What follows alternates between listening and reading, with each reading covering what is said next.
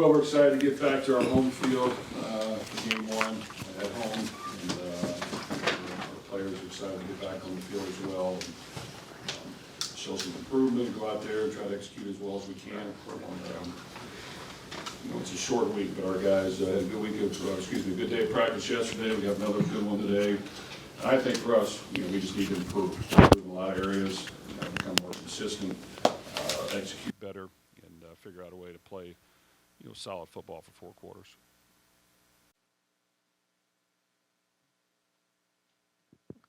How has the urgency with having 2 short weeks kind of helped the preparation in terms of them really kind of getting what you want to do, a lot quicker than say if you'd had a normal time schedule? Well, it's great to get back on the field right away and get back at it. I think our guys understand there's work to be done. I think we understand mistakes were made from myself all the way down included, and we should be eager to try to fix those problems that we had. So I think it's a show me world, and we got to prove ourselves, and it'd be important that we go out this week and prove that we can execute and play sound football. Jeff, I know a lot of coaches talk about the improvement from week one to week 2 being a big deal. Do you believe in that, and does that get hurt by having a short week? No, I think it can always happen because you practice for so long, not really any live segments, always going against yourselves. You get in a little lull thinking you can do this and that, and not till you face a real team do you know what you're really good at and where you need work. So, we learned a lot of things throughout that game. The good part is, our guys hung in there. We regrouped.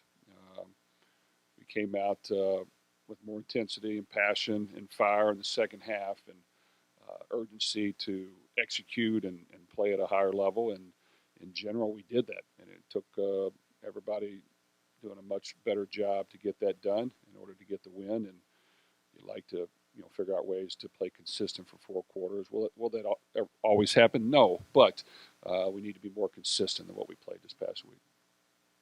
Yeah, Jeff, you have some view after the game, and then after you go back and watch the film, you see it a little bit more clearly. Were there any things that were better than you thought they were on film, and then were there things that were more concerning? I think that we didn't execute extremely well on offense. Missed some opportunities that we had that could have got us points early and set the tone better, and that definitely hurt us. So we weren't near as sharp, especially in the passing game. I thought our runners ran hard for the most part the entire game. I thought our offensive line played hard the entire game. That was really good to see. We just need to be more consistent. In the second half, we were a little bit sharper, and we're able to move the ball and get points. And we have to be sharp. I mean, that's the football game. You got to be sharp, so you don't get to make a lot of mistakes and to misfire and to do things that are going to cost you. I think defensively, we started off well in the first quarter. Second quarter, we got spinning a little bit. We got a few backups in certain spots.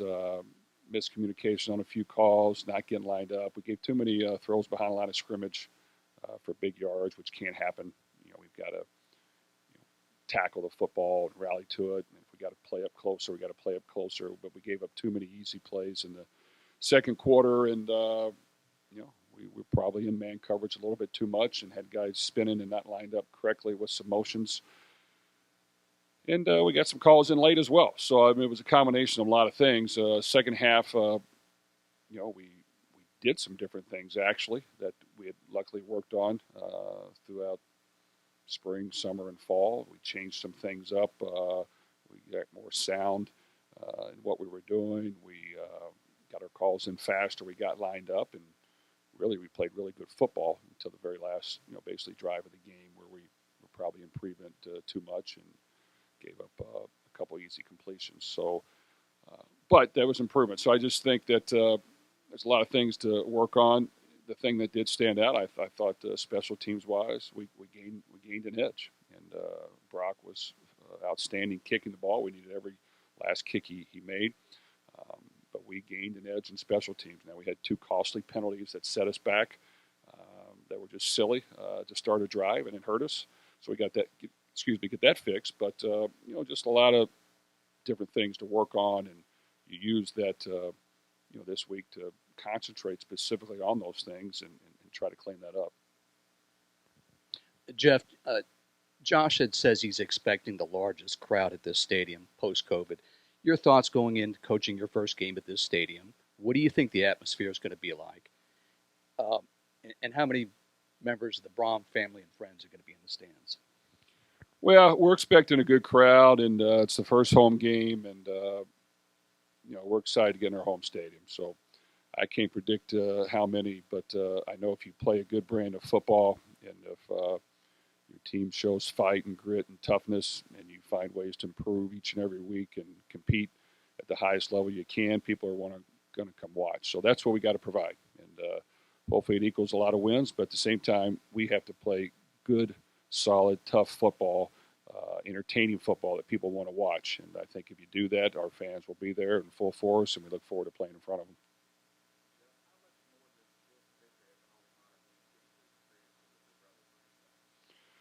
Well, it's always good. It's a family affair, and yes, I got a lot of family members on staff, a lot of family members throughout town, and they all want to see us succeed and win and feel a part of it, which is great. And like we always say, we got extended family throughout this town. So a lot of people that we aren't related to that we know and we're friends with that want to help us and want to be there, and we want to try to please everybody. It's not. It's not fun to lose. You gotta really hate losing. It's got to bother you, and you got to make sure that you're doing everything in your power not to lose. And I just think everybody's committed to trying to get that done. You got to try to avoid the hiccups and the speed bumps and get over it. And we've got a good support system here, and we're going to give it our best shot. But there's plenty of work to be done, and we got to make sure we're making those corrections and getting better every week. Jeff, how do you attack the third down problem that you had the other night, and what's a reasonable percentage in your mind to have? Yeah, we were very inept on third down. That was disappointing, and we got to get into manageable third and shorts. We had a couple penalties that hurt us as well. You got to make sure you execute that. We were not sharp. I mean, the first half we were not sharp. And in the second half, we moved the ball better, luckily on first and second down. So that was good, and we created a few big plays. But yes, over 40% is what we're striving for on third down, and we have a long way to go to get there. If Josh was just in here talking about realignment, and obviously Friday was a big day from that perspective. Just curious your thoughts on just kind of the landscape right now of college football specifically, and those additions and what that kind of looks like for you guys, and just the ever-changing landscape, I guess. Well, we're excited about it. I think we have some really good football teams in the ACC. They've proven that this first week in some of their play and some of the results. The addition of a couple other teams, I think, will be fantastic and solidify, this conference. And I think, the leadership's been good from, our presidents to the commissioner to our athletic directors, and we all want to see, everybody succeed. But I think. The first week, some teams got off to a good start. There's really good football in this conference. There's a lot of parity, and I think the new additions will continue to add to that, and will definitely help showcase what the ACC is all about. You talked a lot about the running game going into it, what the offensive line did the other night in that first game. How do you build on it, and obviously not giving up a tackle for losses? That's a pretty good start.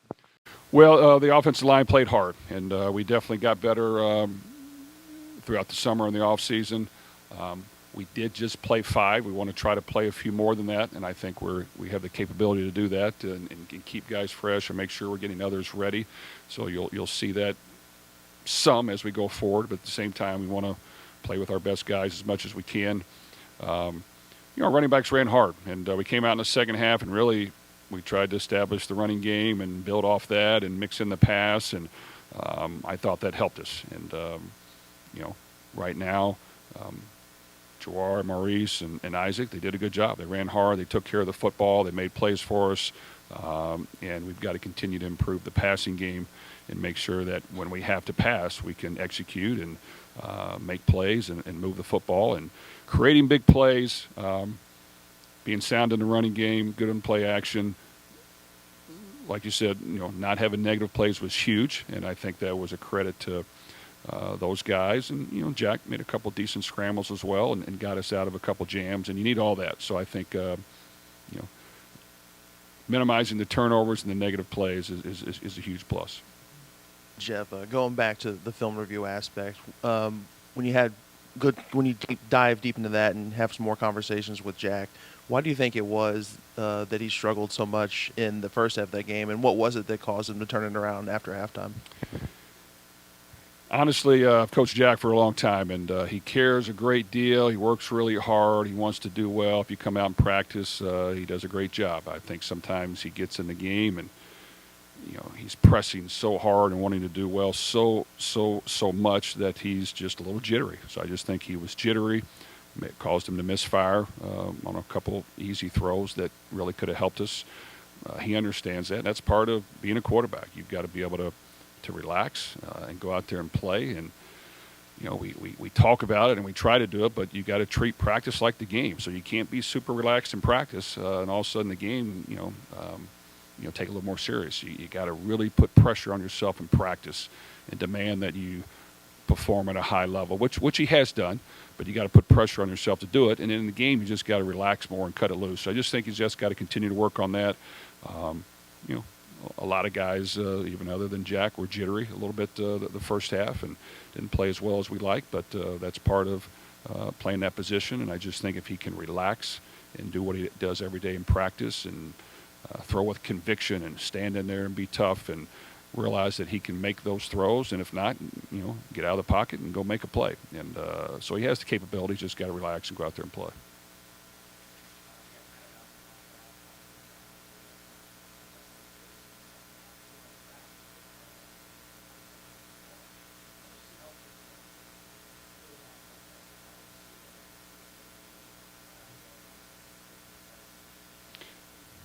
Well, Jamari, normally how you practice is how you're going to play in the game. And I just think that he's shown that in practice ever since he's been here. He works really hard. He hadn't missed one snap of practice. So he puts in the work. He puts in the time.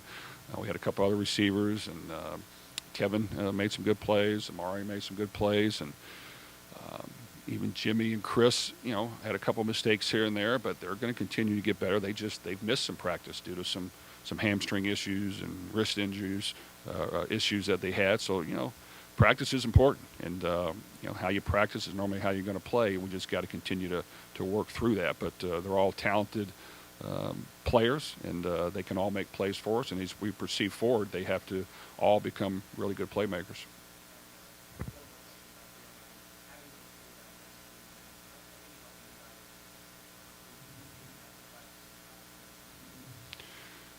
Well, I think that anytime you add some quality opponents to your conference is going to help, and we look forward to continuing to recruit out there, which we have to a certain degree, and we'll continue to explore the areas that we recruit right now, and that won't change a whole lot. But really, getting exposure across the country is important. We're definitely going to get that, and our recruiting base will stay the same. But any little advantage we can use, we'll definitely do that as well.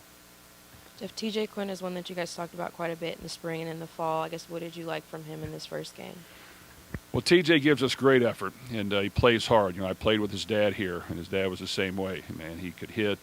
He would run and tackle. He'd do everything he asked, and TJ has done the same thing. And I think, he's young. He'll continue to get better. There were a couple of misalignments here and there that cost us, but when he was in the right spot and knew what to do, he played hard, and he would hit you and he'd strike you.